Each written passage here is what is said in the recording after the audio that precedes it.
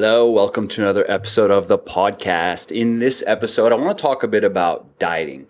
This isn't necessarily coming from the Q&A that I'm running or the moderator, Google moderator, or anything like that.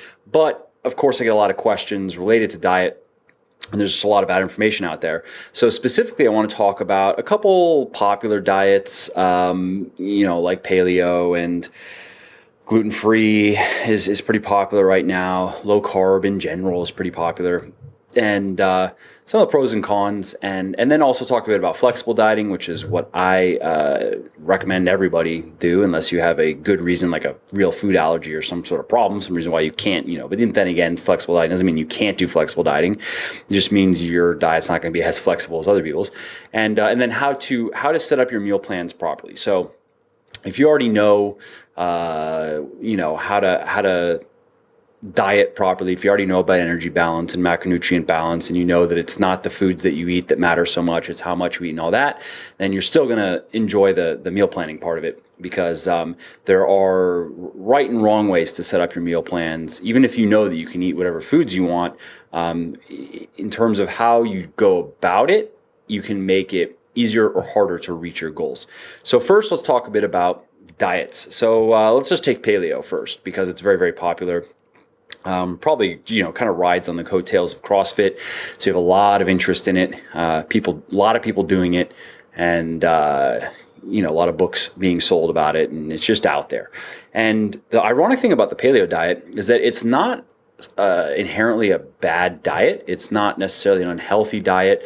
I think the saturated fat intake is a bit high, and I know that you have two conflicting schools of thought right now about saturated fat. One is saying that the old research the research that was done decades ago, that was used to justify the current recommendations of no more than 10% of your daily calories coming from saturated fat, because of heart health and so forth. There are people, and it's not just people, but there are scientists, experts, that basically point out the flaws in that research and show more recent research or reference more recent research, or in some cases are the people doing the more recent research, showing that it might not be as big of a problem as we once thought. But there is another school of thought of people that are equally qualified to be talking about it, other researchers, other scientists, that are saying, well, hold on, before we just say that, yes, basically acknowledging that there were flaws in the research that these original recommendations were based on, but saying that just because that research has some flaws doesn't necessarily mean that we can just eat all the saturated fat that we want and it's going to cause no problems. So in looking at everything myself, and just based on the information that I have and the knowledge that I have, I tend to side more with the group saying, well, yes, saturated fat may not be as big of an issue as we once thought, but that doesn't necessarily mean that we should be getting 30% of our daily calories from saturated fat, because that still might cause issues, mainly related to heart health. So I think it's better to play it safe in that regard. Like personally, I don't get more than 10 or 15% of my daily calories from saturated fat, and I also make sure to get some unsaturated fat in my diet as well. I think that's the safe play, and it's the smart play. And, is it really necessary to eat huge amounts of saturated fat every day? I don't think so. Unless you just, love bacon and love butter and love other meats and love, coconut oil and stuff like that. Every time, on the other hand, if you are going to have a couple pieces of bacon, or you're going to put some butter on this, or you're going to use some coconut oil when you cook or whatever, you can know that you can have a decent amount of it. Like for instance, if you're eating 2,500 calories a day, the standard recommendation right now would be that no more than 250 of those calories should come from saturated fat. 250 calories of saturated fat, that's a fair amount. That's a couple, 2.5 tablespoons. So, that means you could if you do the coffee, the bulletproof coffee thing, which I should write an article on because it's kind of stupid and silly. Anyways, I think, would you want more than 2 to 3 tablespoons of saturated fat a day? Maybe. So back to paleo. That's maybe my one critique with what's being prescribed in terms of foods. But what is silly about paleo is what is being proscribed, what is being, forbidden. And like they're just the science is, that's where it kind of just veers off and kind of falls off a cliff. And in that, what is the paleo diet, the standard no grains, I think it depends how hardcore you want to be with it. There's the I think, what is it, Mark Sisson's thing, Primal, which is kind of a more flexible type of paleo where you can eat like sweet potatoes, and and then he's kind of come around and basically said, like, yeah, if you want to have some grains here and there, it's not really a problem. Because when you start looking at the research, which I'm actually going to link an article down below on paleo, or if you're listening to this, you can just go to muscleforlife.com and search for paleo. If you really want to dive into it, and because I don't want to spend 20 minutes breaking down from a scientific angle paleo diet. I just want to talk about it kind of broadly. But basically the bottom line is the restrictions of no grains, of if you're going real hardcore, I think it's no sweet potatoes, right? Definitely no white potato. Yeah, I think legumes are also off the list. And so basically a lot of the foods that you're told you can't eat, there's no good reason why you shouldn't be eating them, because they are nutritious foods. Now, if your body just doesn't do well with them, then that's another thing. And you would know that, though. Like, a very simple way to determine what foods you should and shouldn't eat are, so in one camp you have just junk shit food that obviously you shouldn't be eating much of, like just worthless calories, candy, Pop-Tarts, packaged baked goods, that you packaged donuts and fucking chips and shit. I mean, but that's obvious. I mean, if you're getting a lot of your daily calories from foods like that, you are going to have health problems one day, and that's not surprising. But so that those are the foods that you really should just be generally avoiding. Foods with trans fat, breakfast cereals and just stuff like that. Microwavable dinners, whatever, you get the idea. And then you have a bunch of foods, though, that you can be, you can choose from that are nutritious, like, of course, fruits and vegetables and whole grains and high quality proteins, including red meat, and legumes and, potatoes, sweet potatoes, yams. There's just a long list of foods that provide a lot of nutritional value and are also good for, fitting your macronutrient needs. And you should be able to pick from that list, so long as you know what you're doing with your intake and with your numbers. But if certain foods cause GI issues, like if every time you eat something you just don't feel good, or your stomach gets bloated, or you get gassy or whatever, stop eating it. Like, it's really that simple. And that's really the only way. When we talk about food intolerance testing, like ALCAT testing, the problem with that is you're going to get a lot of false positives. And this has been shown in research. And my mom is super into it. She goes and sees some doctor guy that takes all of her, has her do interesting things that don't really work. And so, she'll get this long list of foods, all these things that she's not supposed to eat. And there's just no way that your body is intolerant to like 42 different foods. Bullshit. Especially a lot of the foods like that she would eat those foods and feel nothing. There'd be no issues. Whereas certain foods on the list actually would cause issues. Like if she eats too much wheat, then her stomach does get bloated and she gets gassy and stuff. So she knew that before she ever got tested, or before gluten-free or wheat-free or any of that ever became popular. She just knew that, certain types of wheat products, or if she ate too much wheat, it would upset her stomach. And then there's other foods on her like don't eat list that are valid, but there are a lot of foods that she's like, well, I've eaten that food for years and never had any issues, but then she just follows it just cause. But anyway, so the point is, the only real way to determine food intolerances is to eliminate foods and then challenge with. So, if you were having a lot of GI issues, if you were having like IBS type symptoms and stuff, you'd want to be cutting out a lot of different types of foods and paring down to very, you could say like gut neutral type foods that are not associated with any sort of gastrointestinal distress. And then you get that as a baseline where your symptoms are down, you're feeling good, and then you'd add a food in, see how does it make you feel, and if you're fine, add another food in, add another food up, that food makes you feel bad, kick it out. And that, it takes time, and it takes obviously documenting what's going on. But if there are people that need to do that just because, their bodies just, they can't handle anything. So anyways, my point is that it's a very personalized approach. So when you have diets that just broadly restrict food of any kind, really, even complete shit food like candy and all that stuff. If you like to eat that stuff and you want to have it, occasionally, have it. It's not like having, if 80% of your, I wouldn't say, I wouldn't use the 80-20 for just crap. But if you look at it this way, let's say, during the week, every day, the majority of your calories come from nutritious foods. You're exercising, you're maybe even supplementing with some things that improve your health.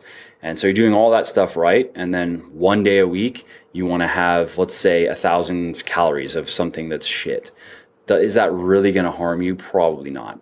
You'd have to really try hard. It'd have to be like 1,000 calories of pure trans fat to really mess you up. That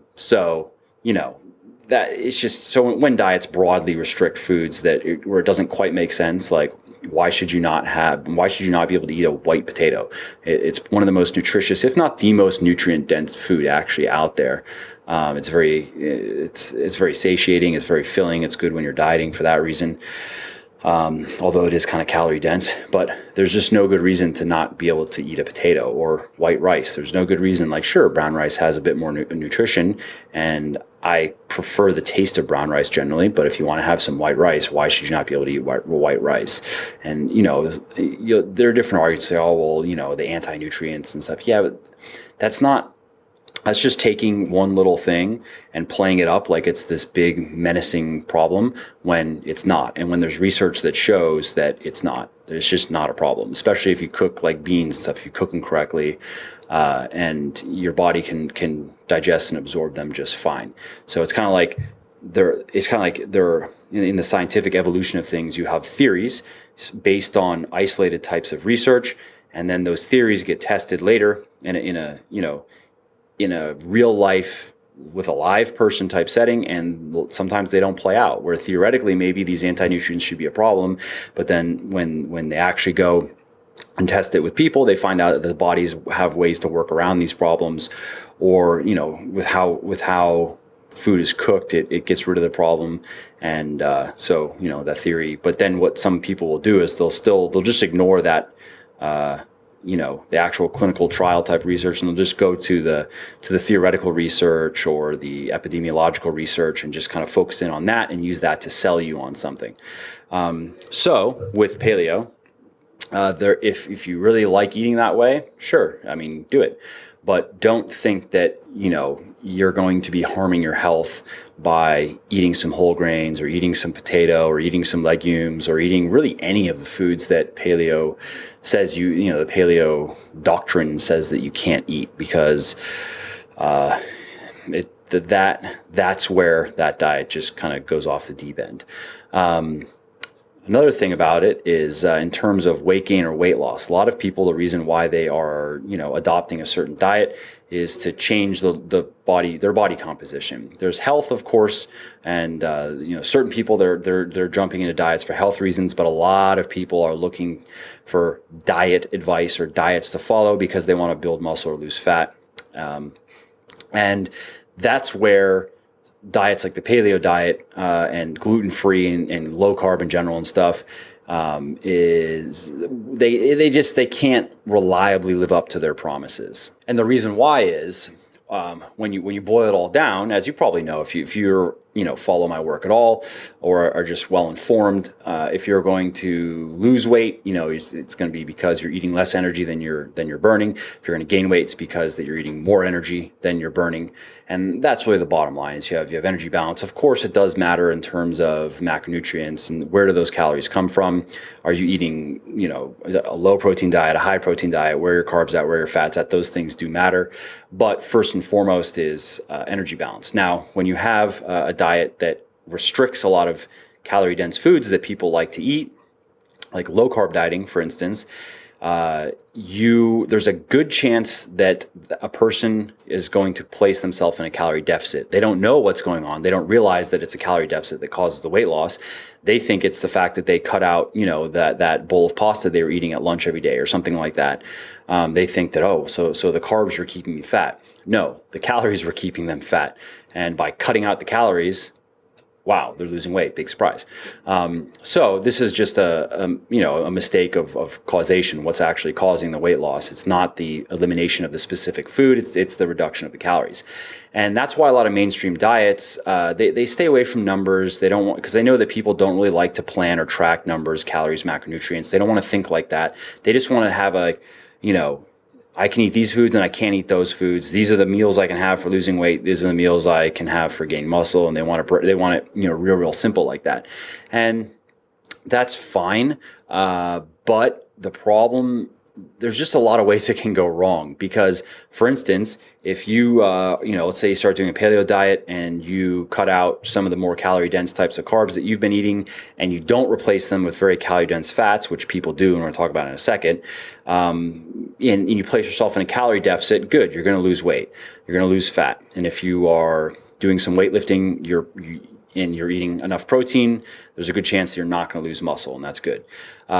But that calorie deficit may be too large. Who knows? You don't know how big it is, because if you don't know how much energy you're burning, you don't know how much energy you're eating, you might be in a 1,000 calorie deficit, every day, and that's not good for the body. That causes a bit more of the metabolic adaptation, if you've heard of that, where your metabolism slows down. Your body just adjusts to reduce its energy expenditure the less food you feed it, which just makes sense. I mean, even just from a biological standpoint, it's trying to balance out input with output. But there are hormonal changes that can occur that are non-optimum, and a large calorie deficit, especially if you're exercising a lot, especially if you're doing a lot of cardio, is one of the things that causes it can be pretty dramatic in terms of muscle loss. So you really want to be in a moderately aggressive calorie deficit of about 20 to 25%, meaning if you want to lose fat, you should be eating about 75 to 80% of the calories you're burning every day. If you can stay in that range and you can eat enough protein and not do too much exercise and make sure you're doing some resistance training, especially some heavy resistance training, then you're going to be golden. You're going to lose fat. You're going to preserve muscle. It's very easy. It can even just be enjoyable. I mean, dieting does not have to be grueling at all. But so that's on the too big of a deficit. But what if following the rules of the diet, paleo, whatever, places you in a very small deficit? So then weight loss is very slow because you're only in a 5 or 10% deficit. And the downside there is it can just be frustrating. So you're only losing a half pound a week in the beginning. Let's say you're quite overweight and you should be able to comfortably lose 1 to 2 pounds of fat a week, and you're losing a quarter to a half pound a week. Okay, that means you just have to endure it longer. There's also, the longer you're dieting, the more things can go wrong. The more likely you are to get frustrated and give up, or life gets in the way. And so when I'm dieting to lose fat, my goal is to basically lose the fat as quickly as possible. I want to use, like I said, a moderately aggressive calorie deficit. I want to use any supplements I can that are natural, safe, and that work to speed up fat loss. I want to do as much exercise as I can that without causing problems, because the more exercise you do, the more calories you're going to burn, which helps you lose fat faster. And so my goal is to lose that fat as quickly as possible so I can come out of the calorie deficit and enjoy my training again, and just not have to be in a deficit. Because after being in a deficit for and it actually varies from person to person, I start to feel it about 6 weeks in is when I start to feel it.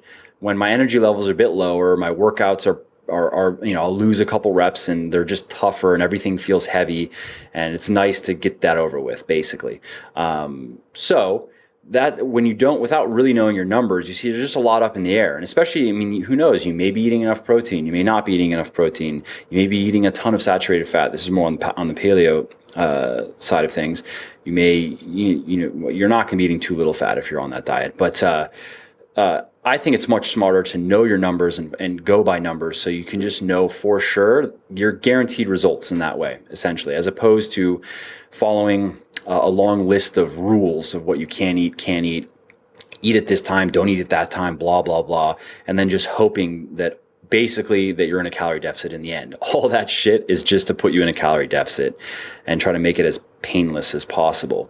And a problem that also, especially low carb and paleo, and just people I know personally and people I've heard from, they run into where they think that because they don't have a concept of energy balance and how it really works.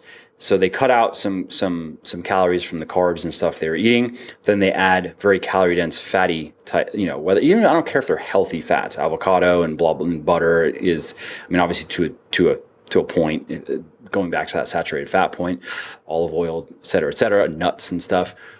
Yes, those are all great foods and you should be able to eat them. But if you don't understand the numbers of it all, then what happens is people will cut out the carbs and which reduces their calorie intake, and then they add in way too many fats, and that brings their calorie intake back up to where it was before, or in many cases, they start eating more calories than they were before they went on the diet, and they gain weight. I've heard from quite a few women in particular that went to the paleo diet to try to lose weight and ended up gaining weight and didn't understand why.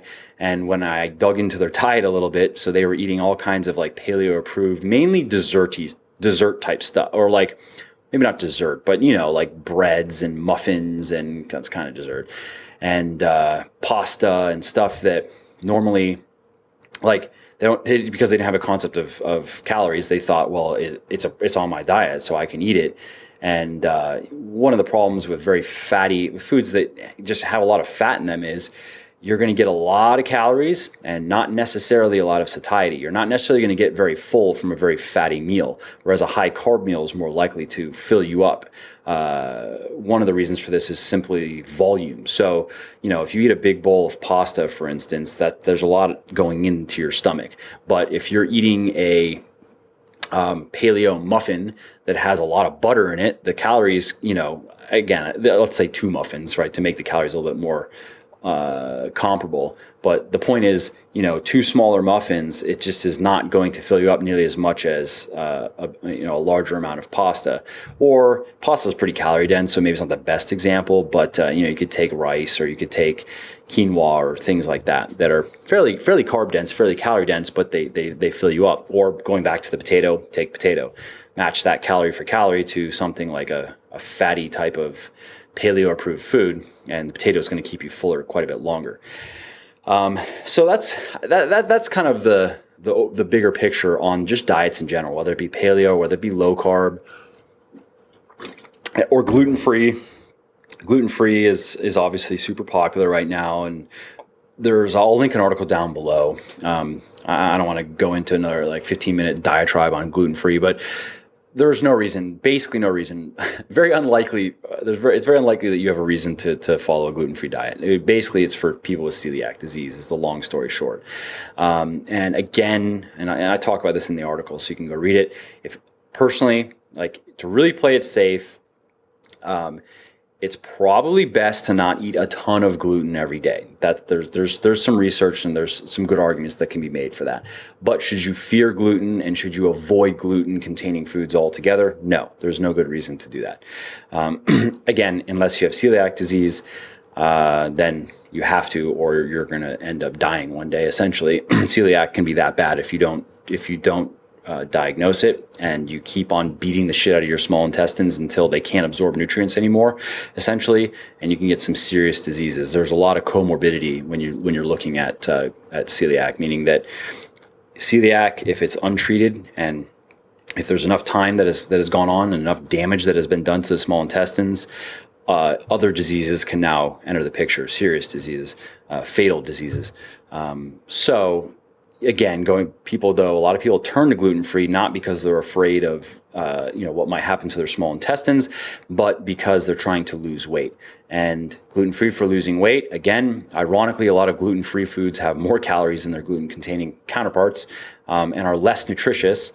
And these are more like prepackaged type gluten-free foods. My diet, incidentally, is fairly gluten-free, just because The foods I eat no, these days I guess that's not true because I have a lot of oatmeal. That's what I really like. Like I'm doing these baked oatmeal dishes. I'm such a robot. I'll just eat like I'll find something I like that sits well with my body and tastes good, and I'll just eat it for months on end, and it tastes delicious to me every time. So it's like it's a gift. I'm glad it makes it simple. I don't have to think about what I'm going to be eating. So I just eat the same foods every day. I'm not even cutting. And I could be eating a larger variety of foods, but honestly, I don't even want to think about it. Like, I don't want to think about the clothes I wear every day. I don't want to think about the food that I'm going to be eating because I have too many other things to think about and too many other decisions to make. So I just go on robo mode, but I enjoy it. So before I was doing I'm getting a lot of carbs from oatmeal right now because I'm doing all these like baked oatmeal dishes at night. They're super good. Where if you want to try it, I do about a cup and a half or a cup to 3/4 of a cup of oatmeal. I cut up various types of fruit like bananas or peaches. Plums are really good. Strawberries bake really well. Even green grapes. I love green grapes. So they don't bake the best, but they taste good. Whatever fruits you like, raspberries and stuff. And so I'll do about like maybe 50, 75 carbs of fruit. And then so you have a cup and a half to a cup and 3/4 of oatmeal. I like to mix instant oatmeal and the heavier oatmeal just for mouthfeel. Some applesauce to give it in terms of applesauce, how much is it? Probably about a quarter to about a half a cup of applesauce, which gives it just improves mouthfeel. It doesn't change the taste so much that I can tell, but it gives it a chewier, better mouthfeel. And I like cinnamon, so I put a fair amount. I probably put about 2 teaspoons. At this point, I'm just kind of, but it's probably about 2 teaspoons of cinnamon, some nutmeg, some cacao powder. I think that's how you pronounce it, or is it cocoa powder? Which is cacao and cocoa? I don't know. It's the chocolatey powder that has there's nothing in it. It's just powder. It's like, but I like dark chocolate, so it's that bitter type of chocolate flavor, and some vanilla extract, some almond extract, some maple extract. And I've tried also some banana extract. You have to go easy on that stuff though. I found out the hard way. You put too much of that and it tastes weird. And what else? I'm forgetting something. Oh, some stevia, about a teaspoon for sweetness, and usually about a tablespoon to 2 tablespoons of maple syrup. So for sweetness. So it's a lot of carbs, and my body does well with carbs. I don't know. I'll eat it all and I'll just be like, all right, cool. And just go on with working basically. So my diet right now actually I'm not using gluten-free oats, but that was such a random tangent. But my point was, like, before I was doing the oatmeal, and again, I'm not even actually sure how much gluten is in oatmeal compared to something like bread, or pasta. But on a day-to-day basis, my gluten, the amount of gluten that I would eat is just not very high, just because the foods that I'm eating doesn't require it. Like, doesn't require bread or doesn't require pasta. I'll do pasta. I usually do pasta once a week on the weekend. I'll make some sort of pasta and make a massive bowl of 10 to 12 ounces of pasta and just go hard and enjoy it. Save, a good chunk of my daily calories and carbs for that meal. But I'll notice sometimes when I do that, that's a lot of pasta. So it's not surprising that sometimes my stomach gets a little bit I'll just feel it feels a little bit off. I don't know. But that's probably just because I'm eating so much pasta. It's ridiculous. But my point is if you are eating the right foods, if the majority of your calories are coming from the right foods, your diet is probably going to be relatively low in gluten, because you're not just going to be getting all your carbs from gluten-containing foods. But there's no reason why you shouldn't be able to eat some bread if you like bread, or eat some. I'm not even like. What are the common? Obviously, there's pasta. The oatmeal has some gluten. I guess there are trace amounts of gluten in a lot of different things, and you just don't have to worry about it, unless you notice it upsets your stomach. Like, if my stomach got upset from eating all that pasta, I wouldn't do it. It doesn't get upset. I just can feel, sometimes it'd be a little bit constipated the next day, or sometimes it's just, I wouldn't do that every day. I wouldn't eat a ton of pasta every day, because that would eventually upset my stomach. I think it's if I did it, sometimes I'll do it 2 days in a row, and then I'll feel a little bit off. So I only do it, once a week, and it doesn't bother me. So that's all the dieting stuff. let's now transition over to flexible dieting, which is what I'm a big proponent of. I'll link an article down below if you want to learn a bit more about flexible dieting. And for those listening, you can just go on. I wrote about it just recently, actually, on my blog over at Legion, which is legionathletics.com, Legion athletics.com. If you go to blog, we don't have a search function yet, which is stupid, but we had to fire our web dev team because they're terrible, and we're bringing a new company on, and so it's on the list. We're going to have a search function on the blog, but I think it's on like page 2 right now. If you go and find, there's an article on flexible dieting, and there was an article I mentioned just. On gluten-free. Yeah, there's also the gluten-free article over at Legion on the blog as well. You'll find that. I think it's on page 2. Who knows? By the time you get to hear this, the search function may be fixed.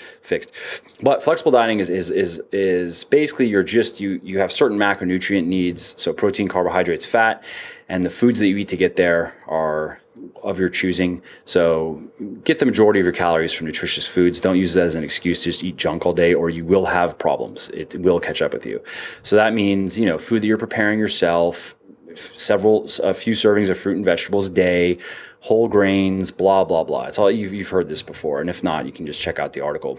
So let's talk about meal planning though. So I'm a big proponent of meal planning.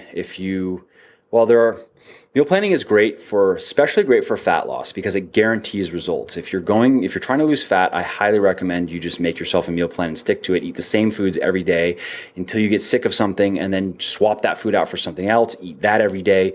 It is the easiest way to guarantee results. If that sounds like hell to you, okay, then I don't know. I mean, I guess you can try to wing it, which is what I was talking about before, where, okay, you're just going to try to cut out certain foods and you don't know where your intake is and you don't know if you're in a big deficit or a little deficit, and you're kind of just going to let the mirror and let the scale and, if you're taking any sort of measurements, kind of guide you and tell you if you're doing it right or wrong. If that sounds okay to you, do that, but that sounds stupid to me. I would rather just do something that I know is going to work and get it over with and move on with my life. So that's where meal planning comes in. And what meal planning is, of course, is you plan out your meals. So you go, okay, at this time, I'm going to be eating these foods. Go over to calorieking.com, work out the numbers. Well, first you start with your numbers. So if you want to lose fat, you're determining how much energy you're burning every day. You're eating, let's say you're going to eat 75% of that. So there's your calorie number. You're going to break that down into protein, carbs, and fat. So protein, if you're dieting to lose fat, I recommend a bit higher intake. About 1 gram per pound is fine. Or if you're leaner, if you're a guy at about 10, 11, 12%, you want to get really lean, I would bump that up to 1.2 grams per pound. If you're a girl at 20-ish%, you want to get really lean, I would bump it up to 1.2, and your fats don't need to be higher than 0.2 or 0.25 grams per pound, and the rest of your calories can come from carbohydrate. So there are your numbers. You take those numbers and you go, okay, so for me, for instance, if I were to cut right now, I would start at probably about 200. I'm about 190 pounds. So I'd probably start at like 210 protein, maybe 200 carb, and like 50 fat, just to keep it real simple. And then I would go make a meal plan out of that. And so I take those numbers and go, okay, so the first thing you have to look at is, your meal frequency. How frequently do you like to eat? And that kind of determines, that's determined by how large do you like your meals to be. I like to eat every few hours because that's just what I enjoy. Like, I work out early in the morning. I like to come here, have a shake. Like my post-workout meal is just a shake. It's also my breakfast. And then I like to eat about 12 o'clock. Have a salad with some chicken. That's what I've been eating these days, and it's good, and some vegetables in there and stuff. And then I like to have some protein again in the afternoon, about 3 p.m. And then I like to eat dinner about 6 or 6:30. My dinner's a bit bigger. And then I'm doing this oatmeal thing at like maybe 9:30 or 10 or so. That's just the way that I like to eat. But a lot of other people, that works for me. Also, I don't really get hungry. So I don't have to deal with that for whatever reason. Like, I can feel that I need food or that my energy is a bit lower, but I don't get hunger issues. I just don't. So I just eat on whatever fits my work schedule best. And that's basically, I don't want to be spending time prepping food, cooking food in the day, going out to lunches and stuff. I just want to work. So I'll spend a little bit more time eating at night, even though I'm working at night, but hey, gotta take some time to eat. So that's for me. But if you like to do a bigger breakfast, you might structure it totally differently. You might come and eat a big breakfast and then eat a smaller lunch and then go from lunch to dinner, where maybe you have a big dinner again, maybe you have a smaller dinner and then you don't like eating after dinner, totally fine. Where you time your meals means nothing. The only exception I'd say, or the only caveat, is that it's probably a good idea, and you look at the bulk of the research available, to have some protein before and after you train, or if you're training fasted, have some protein after you train, and some carbs as well. If you're trying to maximize muscle, if you're trying to build muscle and strength, you want to have some carbs after you train as well. And in general, you want your carb intake to be as high as you can go, essentially, without eating too little fats that impairs your health. Or basically, so you have your protein set at about, let's say, a gram per pound. You have your fat set at, maybe if you were trying to gain muscle and strength, you go a little bit higher, maybe 0.3 grams per pound, and then the rest of your calories from carbohydrates. That's the best setup for gaining muscle and strength, because it's going to give you your best workouts. You're going to be strong in the gym. Also, higher insulin levels throughout the day means that there's less protein breakdown that's occurring. And I've spoken about these things in different podcasts, written about it quite a bit of research on this. Anyway, the point is, so you have your pre and post workout meals, or no pre-workout meal and a post-workout meal. Otherwise, it's really up to you. Your body can absorb large amounts of protein in every meal. So, to be safe, if you are a guy 150 pounds or higher, or heavier, you can eat upwards of 70, 80, 90, 100 grams of protein in a meal, and your body will be able to use it. If you're, so as you get heavier, it's just, and who wants to eat more than that in one meal? Like for me, I like eating about 50 grams of protein in a meal. That's enough for me, 30 to 50. It keeps me full. I enjoy, different types of protein that I eat. I like, it comes from like Greek yogurt or meats of different kind, chicken, pork, sometimes red meat, sometimes turkey bacon, blah, blah, blah, whatever. Also, like my dinner, there's beans, there's vegetables, some protein there. So you can lay it out really however you want is the point. Now, there are a couple things that you should keep in mind though. If you are cutting, if you're dieting for fat loss, you're going to want to stick to foods that are going to keep you full. Because most people, biggest problems they run into with trying to lose fat are hunger and cravings. So, and those just derail you, because if you every day that you overeat, you just set yourself back a little bit, where you're going to lose a little bit less fat that day, or maybe you ate way too much and you gained some fat that day. And the best diet is the diet you can stick to, right? That, that cliched statement has some truth in it though. So that means that you should definitely be sticking to foods that you like. Don't restrict all the foods that you enjoy eating when you're dieting. Trust in the numbers, basically. And if that means, like, when I'm dieting, I really like chocolate. That's like my dessert, basically. I mean, I guess the oatmeal kind of is a dessert, but not really, because it's nutritious. There's a lot of nutrients in there. There's, several servings of fruit. There's the oatmeal. There's, I forgot on the, going back on the recipe, where all those, like the extracts and all that stuff, I put it in about a cup and a half of skim milk is the base. And then all the cinnamon and all the spices and extracts and stuff mix into that. And then pour the whole mixture in. Also, I do 1 egg as well. Pour the whole mixture into the oatmeal, mix it all up, and then bake it. I bake it at 400 for about like 20 minutes, I think, and it's done. So that, it's not really dessert. It's very nutritious. But my dessert, I just like chocolate a lot. So, but even if I were cutting, I still would save some calories for chocolate. Probably, I save maybe 150, 200 calories a day for chocolate. And don't feel bad. Don't feel that, it's just numbers. So if you don't like chocolate, but you like some ice cream, and you want to have, I don't know, a quarter of a pint of ice cream after every dinner, because that's what you enjoy the most, do it. Fit it into your numbers. As long as you're getting the majority of your calories from nutritious foods, it's totally fine.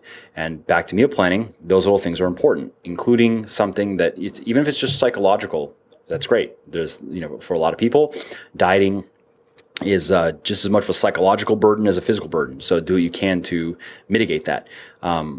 Also, in your meal timing, coming back to when do you like to eat? When do you generally get hungry? Are you at your hungriest in the afternoons? Well, then you might want to you might want to think with that. So you might want to eat a bigger lunch. You might want to save more of those calories for lunch. So then you can, avoid the mid-afternoon snacking. Is nighttime, like let's say, for whatever reason, you tend to overeat at night.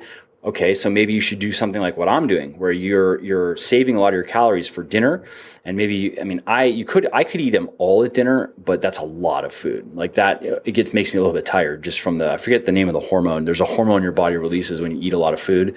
The more food you eat, the more it gets released, and it induces sleepiness, and that'll hit me sometimes. And I have to work at night, so I don't like. And I'm usually writing at night, so I need to be mentally like I don't want to feel sluggish at all.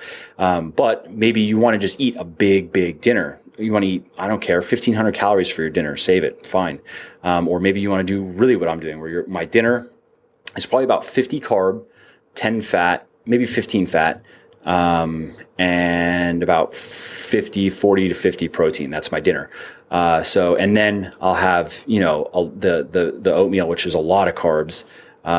It depends on like what I'm putting in there, but it's probably about 200-ish, maybe a little bit more carbs, and another 10 fat, and a bit of protein. I have it with Greek yogurt as well. That's what I eat it with, and it's like super delicious.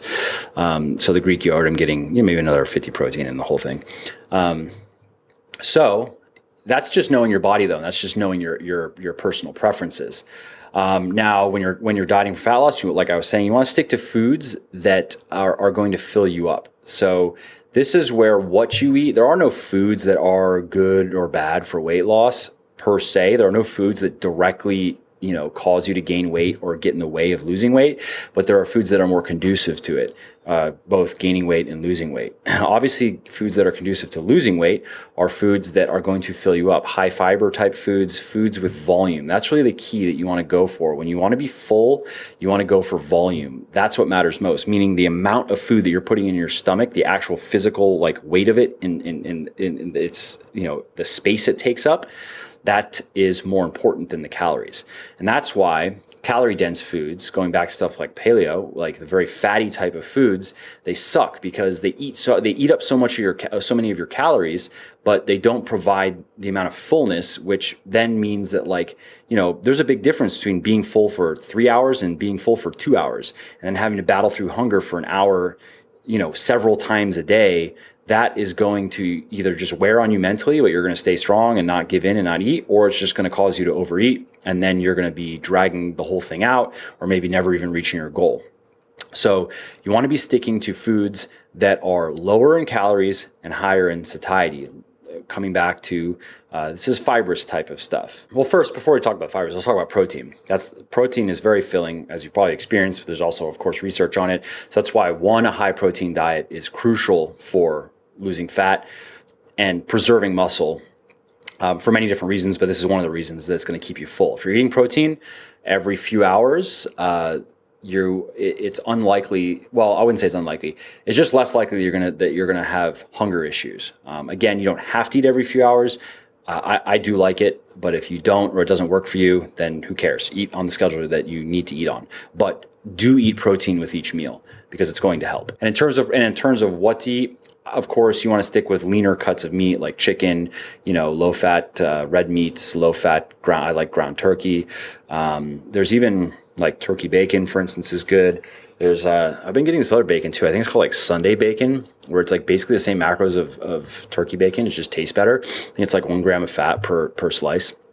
And low-fat dairy, and so just fats make things taste better. Yes, they do, but they're very calorie dense, and you just can't afford it when you're dieting for fat loss if you're also going to keep your carbohydrate intake relatively high, which you want to do. If you are a weightlifter, you want to do that. Trust me, it is way better. Other foods are whole grain foods like wheat, brown rice, barley. Those are filling, and yes, they're fairly carb dense, but they're a good it's a good source of nutrition, and they are going to keep you fuller than the more refined types of grains. And of course, you have vegetables. My vegetables, what I like the most is I really like green beans. Green beans are quite filling.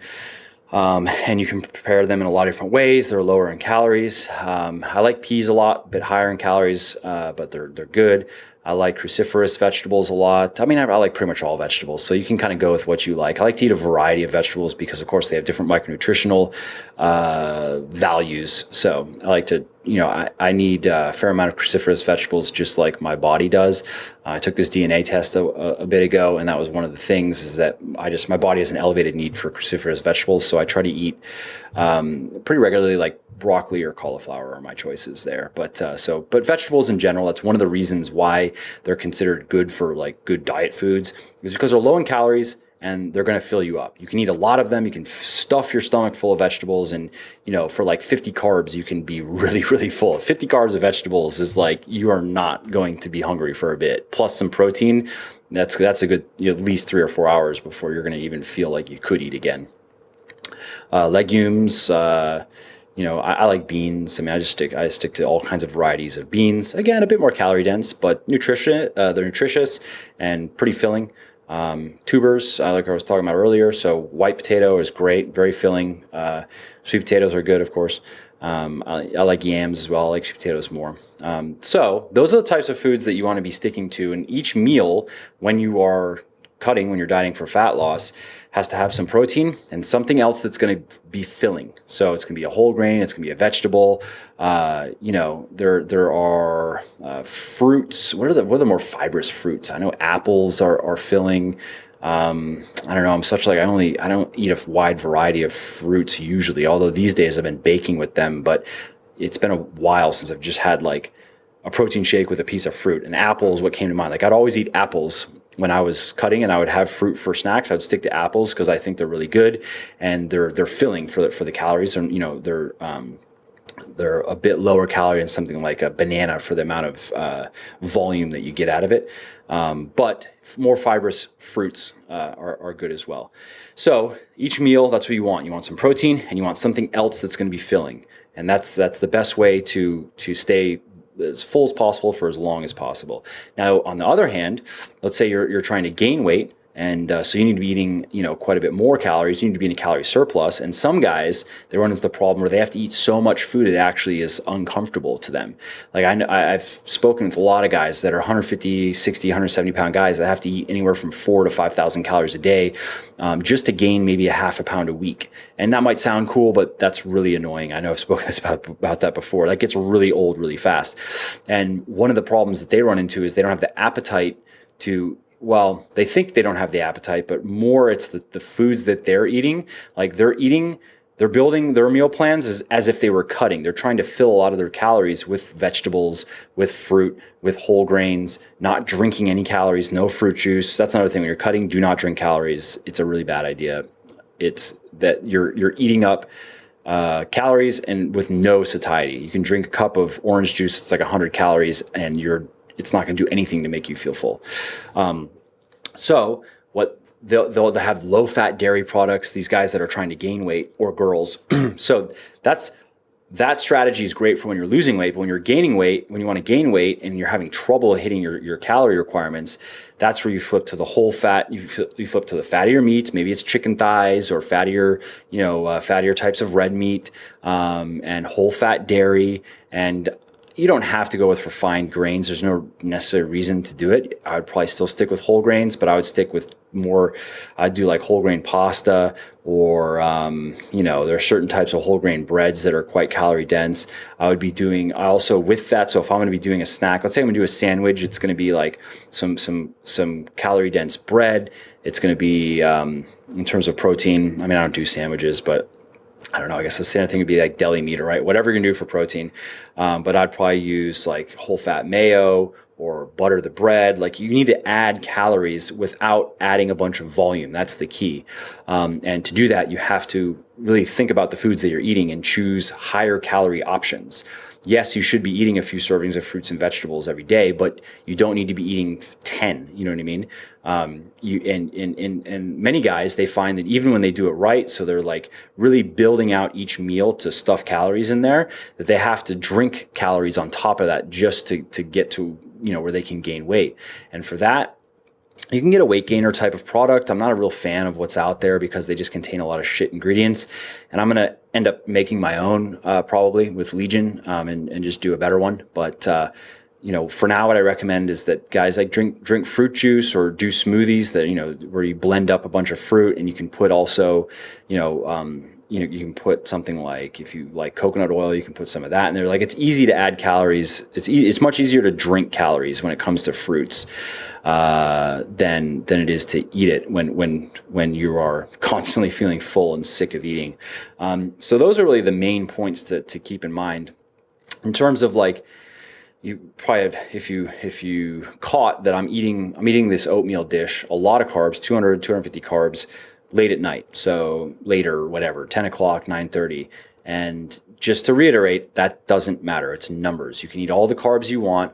I used to think there was going back to even the thing I was talking about earlier, where there was like a theory that maybe that was bad. Maybe it was bad to spike your insulin levels because they could interfere with growth hormone production, and you get your biggest spike of growth hormone production when you're sleeping. And would eating a bunch of carbohydrates before that, mess that up? There's a theory on that, which is why I used to recommend people like basically I'd say like, we don't really know, but it's probably a better idea to not. But now there's just more research that's come out that is used to sell different types of diets, ironically, that just shows that it doesn't matter. Your body figures it out, works around it. So you can eat as much carbohydrates, eat as much as you want, as late as you want, so long as when your head hits the pillow at night, you're within your numbers. And within your numbers means if you're cutting, I would say be within 50 calories of your target. And if you're bulking, I would say be within 100 calories of your target. I mean, ideally, I try to stay within 50 regardless, but it's more important when you're cutting, I think, to be, really, really on target with your intake, so you can get it over with as quickly as possible, essentially, and not give yourself that leeway. So that's the most important thing. You can eat a lot of protein in each meal. You can eat a little protein, break it up throughout the day. It doesn't really matter. There is a bit of research on protein timing that shows that eating protein every few hours may be a bit more anabolic over time. We're not quite sure yet. Again, that's one of those things that, to play it safe, I like to eat protein every few hours, but I'm not, I don't think that's going to make a huge difference. So I think that covers everything. Of course, I've written a lot about this, and you can check out the articles that I'm linking down below and find out more if you'd like. But hope that helps, and happy dieting.